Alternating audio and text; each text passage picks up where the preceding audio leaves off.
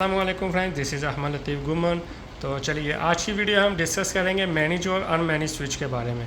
Basically मसला कुछ इस तरह से था, मैं अब यहाँ पे एक स्विच इंस्टॉल कर रहा था न्यू नहीं, हमें एक रिप्लेस करना था स्विच, जो कि यहाँ पे आपको शो हो रहा है ये वाला स्विच। ये मैंने रिप्लेस कर दिया ऑलरेडी, इसकी केबलिंग असेंबलिंग कर दी हुई है।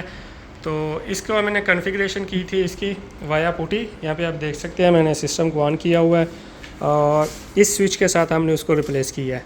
तो बस वीडियो बनाने का मकसद ये था कि आप लोगों को बता सकूं कि मैनेज और अनमैनेज स्विच में क्या फ़र्क होता है और ये किस तरह काम करते हैं, इनमें क्या क्या ऑप्शन मिल सकती हैं आपको।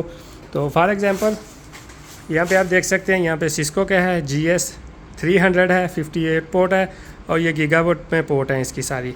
इसके अलावा यहाँ पे स्विच पड़ा हुआ है HP का, यहाँ पे है HP V190, मैं आपको करीब से दिखा देता हूँ, 19005, ये 48 पोर्ट है, ये भी 48 पोर्ट है, ये HP का है। ये कैटालिस्ट है सिस्को का, ये 9060X सीरीज़ का है और ये भी 58 पोर्ट है। और इसके अलावा ये PoE स्विच है और इसके साथ साथ ये कॉन्फ़िगर हम इसको कर सकते हैं वाया कंसोल।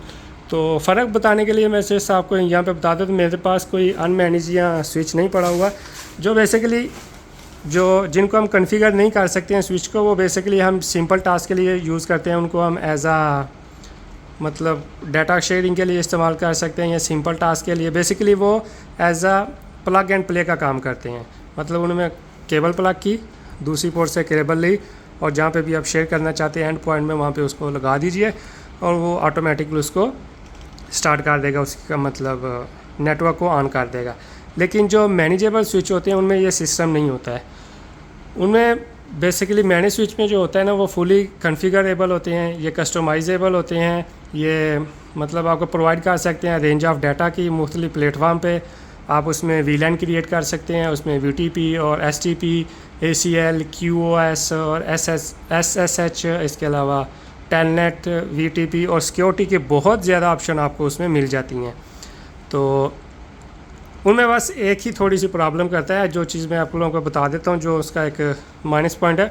ये जो होते हैं ना, ये मैनेज स्विच जिनको हम मैनेज करते हैं कॉन्फ़िगरेशन के थ्रू, इनमें लूप का जो होता है ना सिस्टम, वो बहुत बुरा होता है। लूप्स मीन अगर आपको मैं बताऊँ, मगर एक फॉर एग्जांपल यहाँ पे मैंने एक पोल लगाई, यहाँ से हमने उसको उसी की दूसरा जो एंड पॉइंट है वो यहाँ पे लगा दिया किसी भी पोर्ट पे, तो वो जो लूप बन जाएगा उसको हम कहते हैं लूप। तो ये जो लूप होता है ना, वो सिस्टम को पूरे के पूरे को ना डिस्टर्ब कर देगा, मतलब पूरे स्विच को डिस्टर्ब कर देगा, खाली दो पोर्ट को नहीं। उससे आपका सिस्टम जो है वो ऑन ऑफ होना शुरू हो जाएगा, प्रॉपर वे में आपको नेटवर्क नहीं देगा, मतलब ऐसी बहुत सी डिस्टर्बेंस देगा। क्योंकि मेरे सीन में एक दफ़ा हो चुका है। अगर आप यहाँ पे देखें तो यहाँ पे केबलिंग की कुछ इस तरह से है कि पता नहीं चलता था। अभी तो हमने खैर उसको प्रॉपरली मैनेज कर लिया हुआ है।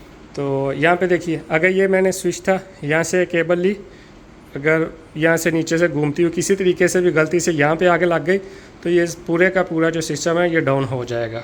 तो इसलिए बस यही एक इसका माइनस पॉइंट है।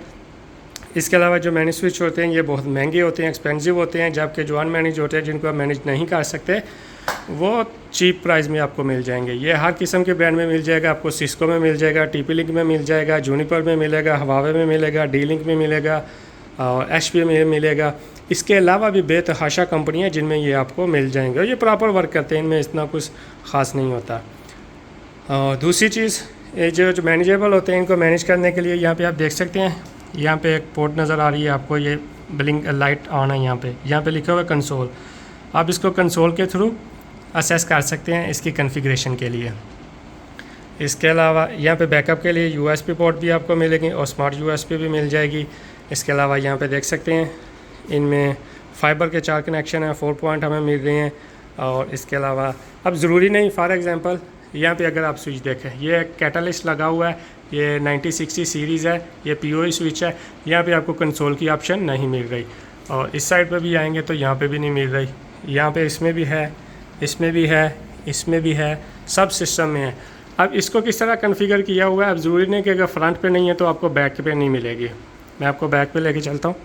यहाँ पे आप देखिए, यहाँ पे बैक पे, यहाँ पे आपको कंसोल की ऑप्शन दिखाई दे रही है। यहाँ पे आप उसको via Ethernet cable, console cable जिसको हम बोलते हैं, वहाँ से इसको कनेक्ट कर सकते हैं। और ये डिफरेंट टाइप में आपको मिलेगी। आपको ये USB टू कंसोल भी मिल जाएगी। और यहाँ पे अगर मैं दिखाऊँ तो यहाँ पे कोई सीरियल भी पड़ा होगा, ये देखिए, यह सीरियल पोर्ट आपको नज़र आ रही है, इसके थ्रू भी हम इसको कॉन्फ़िगर कर सकते हैं। तो ये जस्ट सिंपली नॉर्मल से आपको बताना था कि इसमें डिफरेंस क्या है। तो आप चीप प्राइस, ये जो नॉर्मली होती हैं अनमैनेज स्विच जो होते हैं, ये आप स्कूल वगैरह में यूज़ करते हैं, लेबॉर्ट्रीज में यूज़ करते हैं, या लैब्स वगैरह में, बस इन्हीं चीज़ों में, छोटी अकेडमी में यूज़ करते हैं। लेकिन जो मैनेजेबल स्विच होते हैं ये ज़्यादातर मल्टीनेशनल कंपनी इस्तेमाल करती हैं, और फाइनेंशियल कंपनी जो होती हैं वो इस्तेमाल करती हैं। फॉर एग्जांपल बैंक हो सकते हैं, गवर्नमेंट के कोई सेक्टर हो सकते हैं, और इसके अलावा जो सिक्योरिटी प्रोवाइड करते हैं वो हो सकते हैं, या फिर जो सर्वर प्रोवाइडर होते हैं वो हो सकते हैं। मतलब जिनको एक प्रोफेशनली अपना लेवल मेंटेन करना होता है वो मैनेजेबल स्विच को इस्तेमाल करते हैं। तो आई होप आप लोगों को वीडियो की समझ आ चुकी होगी। इससे ज़्यादा अगर आपको कोई इन्फॉर्मेशन चाहिए तो वो हम फर्दर इस पे मैनेजेबल स्विच पे हम डिस्कस करेंगे कि इनमें क्या ऑप्शन होती है, किस तरह कॉन्फ़िगर कर सकते हैं, तो आप वो देख सकते हैं। तो इस वीडियो को इतना ही। थैंक्स फॉर वॉचिंग, फ़ी अमान अल्लाह एंड अल्लाह हाफिज़।